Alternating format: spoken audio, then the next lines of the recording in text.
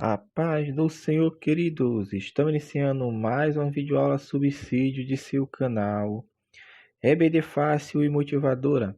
E na aula de hoje nós estaremos comentando a lição de número 10 das lições bíblicas adultos, que tem como título Quando os pais sepultam seus filhos. Nós estamos dando prosseguimento aos nossos estudos bíblicos deste trimestre, o qual estamos comentando o tema central, relacionamentos em família, superando desafios e problemas com o exemplo da palavra de Deus. E hoje, lição 10, quando os pais sepultam seus filhos. Texto áureo, encontra na segunda carta aos Coríntios, capítulo 4, versículo 8 e 9. Em tudo somos atribulados, mas não angustiados, perplexos, mas não desanimados, perseguidos, mas não desamparados, abatidos, mas não destruídos. Verdade prática. Não devemos ser indiferentes à morte inesperada, mas também não podemos nos desesperar como quem não tem esperança. A leitura bíblica em classe encontra-se no livro de Jó, capítulo 1, versículos 13 e versículos 16 ao versículo de número 19. Então vamos comentar a lição de número 10, das lições bíblicas adultos, quando os pais sepultam seus filhos. Como os irmãos perceberam pela leitura bíblica em classe, nós teremos como referência a história do patriarca Jó com relação à perca dos seus filhos. Nesta lição, então, nós focaremos na perda dos filhos. Isso é algo que causa perplexidade. Por que causa perplexidade? Porque o progresso das coisas é invertido. Os pais têm filhos, os filhos, a consequência natural, a ordem natural do segmento da vida humana é os filhos enterrarem seus pais já na velhice. Mas quando acontece um percalço nesse meio caminho aí, meu irmão, e há pais que enterram seus filhos.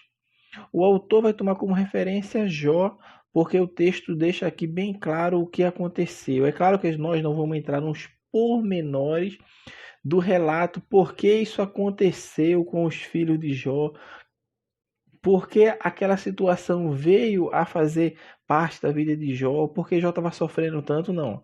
A lição, o foco da lição é a perca de filhos nesta vida. Então focaremos nisto. É claro, seguindo o roteiro que foi colocado pelo autor, comentando um pouco cada um desses tópicos da lição. Já no primeiro tópico, o autor vai falar sobre a família de Jó. Ele vai fazer um esboço rápido e simples sobre Jó. Jó é um personagem enigmático para a história, no caso, para alguns historiadores, porque alguns historiadores não acreditam em Jó como uma pessoa real. Para nós, está nas Sagradas Escrituras, Deus assim preservou os escritos deste relato de Jó, para que hoje possamos entender algumas coisas, alguns aspectos do sentido da vida. Então, Jó foi de fato um homem real. Jó de fato foi uma pessoa que existiu. Jó de fato passou por essa situação que o livro que leva seu nome retrata. Então Jó é um personagem real que viveu na terra de Uz, provavelmente na mesma época ou até antes de Abraão. Provavelmente poderia ser um contemporâneo de Abraão. O que nós sabemos é que Jó viveu no período dos patriarcas, ou seja, não tinha lei, não tinha ainda um estabelecimento institucional, vamos falar assim, de uma nação levantada por Deus. Mas Jó era um homem íntegro, reto, temente a Deus e se desviava do mal, como fala a palavra de Deus. O Jó viveu 140 anos. Isso nós compreendemos bem, que a época perto do início da criação do mundo, apesar que tinha passado um pouco de tempo da criação do mundo nesse período aqui, já tinha passado alguns anos, vamos falar assim, mas até aquele momento a Terra ainda estava em um ambiente propício à vida humana. Por isso, a longevidade, a época era ainda longa. Hoje não é mais, porque a Terra, com o passar do tempo, está perdendo, a natureza está perdendo a sua essência, porque cada dia que se passa, a natureza geme esperando a sua redenção, assim como também nós estamos esperando. Então Jó foi um homem que viveu bastante, 140 anos. O autor também vai comentar um pouco sobre a esposa de Jó, que é uma mulher que não cita o nome dela, mas vale a pena citá-la aqui porque dentre os acontecimentos na vida de Jó, ela não foi tocada, ela não foi alcançada pela mão do inimigo, é claro, com permissão de Deus, porque ela poderia ser alcançada porque o inimigo tinha essa permissão que foi dada por Deus para atormentar a vida de Jó.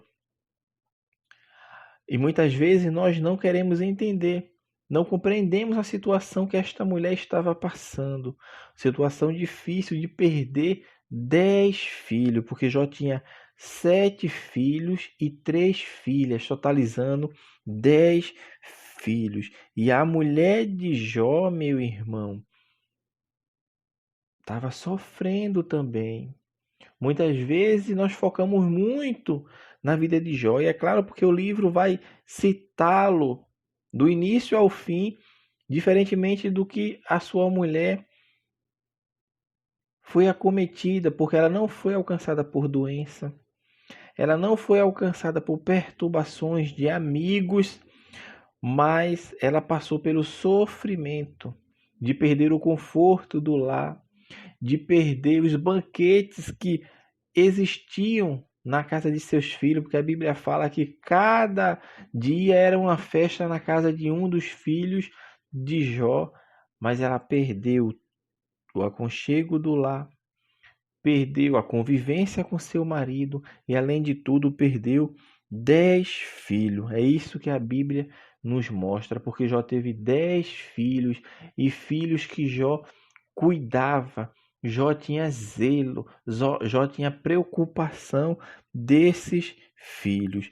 Entretanto, a morte chegou na vida desta família e ceifou a vida de 10 filhos. Meu irmão, o homem Jó e sua esposa perderam 10 filhos. Foi algo surpreendente. A ordem natural foi invertida de tal maneira que 10 filhos foram perdidos. Se para nós hoje, quando sepultamos um familiar, um conhecido, nós somos impactados no nosso interior, porque o espírito do homem que está em cada ser, cada uma dessas de nós temos o espírito humano. E o espírito humano, ele se incomoda em ver aquela situação, porque a morte, meu irmão, não é um fenômeno natural na vida humana, que o homem não foi feito para morrer. Então, quando o homem vê outra pessoa dentro de um caixão, pode ser um familiar seu, um conhecido seu, ele estremece interiormente, porque ele ali está vendo um fim que não era para ser daquele jeito. Então, o que acontece? A pessoa se sente tocada, a pessoa se sente impactada. Por isso Salomão, quando está escrevendo Eclesiastes, ele escreve no capítulo 7, versículo 2, que melhor é ir à casa onde há luto do que ir à casa onde há banquete, porque ali se vê o fim de todos os homens. É ali que se vê, ou seja, Salomão, quando está escrevendo, ele está dizendo: quando o homem vai para um velório, vai para um enterro, sepultar alguém conhecido, ele reflete sobre a vida, porque o seu espírito dentro dele o incomoda e faz com que venha a ser despertado, porque aquilo ali está acontecendo, porque a ordem natural das coisas não era para acontecer a morte. Mas a morte hoje é uma realidade, porque o homem pecou. E o pecado trouxe a morte tanto espiritual quanto a morte física. Então, dentro daquela condição que a pessoa está para ser sepultado, o que está vivo se sente impactado e se sente com, comprimido, vamos falar assim, dentro de si, porque está acontecendo ali uma separação. Uma pessoa que conviveu com você, falou com você, está partindo. Agora traga isso para a família de Jó e para algumas mães que perdem seus filhos. Se com um amigo, um familiar, que talvez não seja nem tão próximo, ou seja, não habite no mesmo lar, sentimos-nos impactados, sentimos-nos contritos dentro de si. Agora imagine dentro da própria família e com a ordem natural das sequências lógicas que deveria acontecer, que é os filhos enterrar o pai. Agora essa ordem é invertida e os pais estão enterrando o filho. Então o que acontece, meu irmão? Nós meditamos, nos sentimos arrasados, perplexos, tristes. E isso é normal. É normal. A tristeza vem com o luto, a dor. Mas vemos uma diferença entre a atitude que Jó toma e a atitude que a sua mulher toma. Jó toma uma atitude de adorar a Deus, enquanto sua mulher está desesperada, perplexa, porque não é à toa. Perdeu 10 filhos. 10 filhos. E hoje ela está no tempo de chorar. Estava no tempo de riso. Estava tudo bem com a sua vida, com a sua família. Mas perde 10 filhos. E isso que acontece, meu irmão, pode acontecer com qualquer família, principalmente nos dias em que nós vivemos. Provavelmente a pessoa não vai perder 10 filhos de uma vez. É claro que tem suas exceções. Quando acontece acidente, muitas vezes os filhos todos morrem. Nós temos relatos disso em reportagens. Mas perder um filho é uma dor imensa para quem passa pela situação.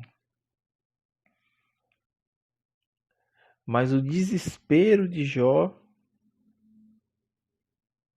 se nós podemos falar desespero, porque Jó na verdade não se desesperou, mas sua esposa sim, porque ele adorou, porque ele entendia que o Senhor foi que deu seus filhos, o Senhor o tomou.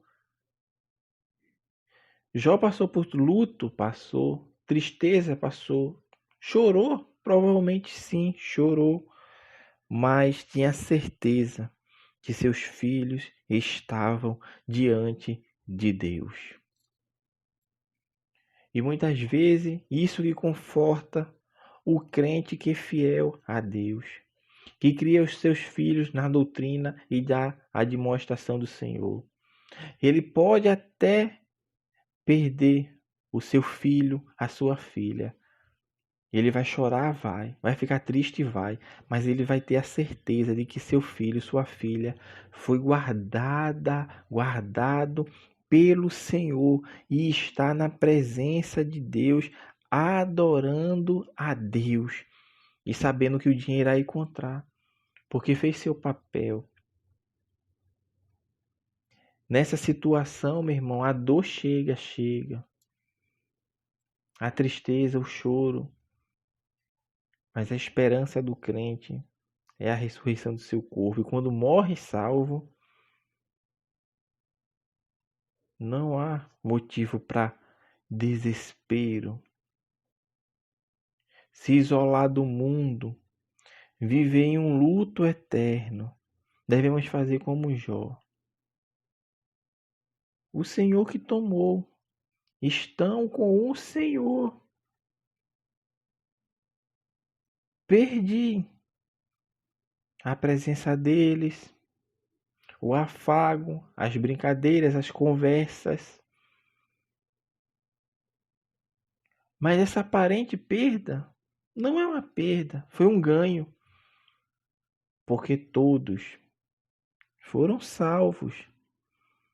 Isso é quando o crente é fiel a Deus e compreende que as promessas de Deus hão de se cumprir na sua vida e na sua família, quando todos morrem perante o Senhor. Porque a casa de Jó poderia dizer que ele e a sua casa servem ao Senhor. Então tinha fidelidade, ele sabia do que esperariam. E foi isso que aconteceu. E para encerrarmos, o autor vai falar sobre os cristãos e o luto. Neste ponto aqui ele vai falar alguns conselhos que nós não devemos culpar a Deus. Não podemos blasfemar contra Deus. Porque muitas vezes vamos perguntar por quê. Mas a pergunta certa é para que, Senhor, isso está acontecendo? Porque tudo tem um objetivo, tudo tem um propósito e as coisas acontecem, principalmente esses mistérios da vida, quando acontece a inversão da ordem natural das coisas, dos acontecimentos, Deus está nos fortalecendo, está nos dando, meu irmão, experiência. Porque não pedimos experiência a Deus, sabedoria. A sabedoria ela vem com situações difíceis para se resolver. Como é que eu vou ter sabedoria se eu não soluciono nada? E para eu ter sabedoria, eu tenho que passar por momentos difíceis para eu saber agir, para eu saber usar de sabedoria. Eu quero ter experiência, mas não passo por angústia, não passo por momentos dificultosos. Como que eu vou ter experiência? Porque experiência é vivência. Isso é para os irmãos ver que muitas vezes, os irmãos ver que muitas vezes nós pedimos algo a Deus e não entendemos o que está implícito naquilo que pedimos. Sabedoria, força, experiência. Nunca culpe a Deus pelos acontecimentos que acometem a sua vida, mas procure entender por que essa situação está acontecendo em sua vida.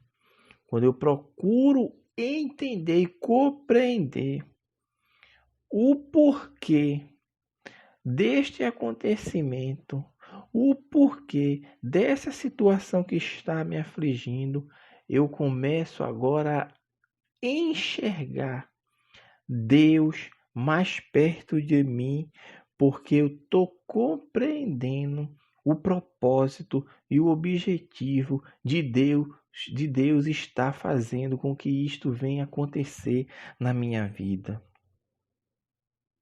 Então não podemos culpar a Deus. Deus sabe que sofremos. E o sofrimento vem para todos. Deus sabe que ficamos tristes. Tristeza vem para todos. Deus sabe de todas as coisas. Tudo está patente diante dos olhos de Deus. E Deus sabe todas as coisas. Então o luto vem muitas vezes para alguns pais que perdem seus filhos. E o que nós devemos entender? Que o pai e a mãe vivam seu luto. Porque a Bíblia fala que nós devemos chorar com os que choram e se alegrar com os que se alegram. Porque há tempo determinado para tudo debaixo do céu. E esse momento é momento de choro, de tristeza. E é normal, como nós falamos anteriormente, isso acontecer. E vai chorar, vai ficar triste.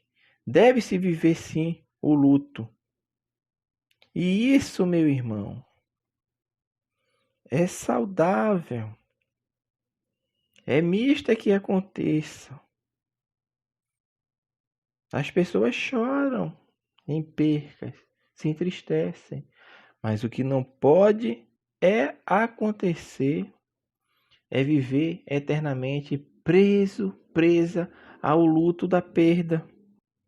Principalmente se o que morreu for crente. Porque isso, meu irmão, que aconteceu com ele, é o ditado que muitas vezes nós ouvimos. Está num lugar melhor que nós, porque morreu salvo. Daí entra a nossa parte para com o reino de Deus nesta terra. Fazer com que as pessoas, principalmente nossos familiares, venham a aceitar e a reconhecer Jesus como único e suficiente Salvador. Isso que mantém a esperança. O crente morre. Quem nunca ouviu falar? Vai no velório do crente, parece que está dormindo. No do ímpio, ixi, o crente morreu acidentado, perdeu o braço, o pé, abriu a barriga e tudo, o rosto, parece estar dormindo. O ímpio, roxo, fisionomia feia. Até nisso, nós vemos a diferença entre o que serviu a Deus e o que não serviu a Deus. Então, meus amados irmãos, que possamos meditar e entender que, sem dúvida, a morte é uma experiência muito dolorosa para o ser humano. A de um filho, então, tem uma sobrecarga psicológica imensa. A dimensão da dor da perda de um pai e de uma mãe é incalculável. Por isso é importante que levemos em conta esta declaração do salmista no Salmo 73, versículo 26. Ainda que a minha carne e meu coração desfaleçam, Deus é a fortaleza do meu coração e a minha herança para sempre. Meu irmão, no processo de luto, não devemos culpar a Deus, mas manter firme a nossa esperança nele. O Senhor Jesus venceu a morte e ressuscitou ao terceiro dia. Essa é uma verdade consoladora e, ao mesmo tempo, esperançosa. Portanto, neste momento é tempo de confiar em Deus. Então, que Deus abençoe os irmãos. Até a nossa próxima aula subsídio, se assim Deus permitir. E assim nós estamos encerrando a lição 10, quando os pais sepultam seus filhos.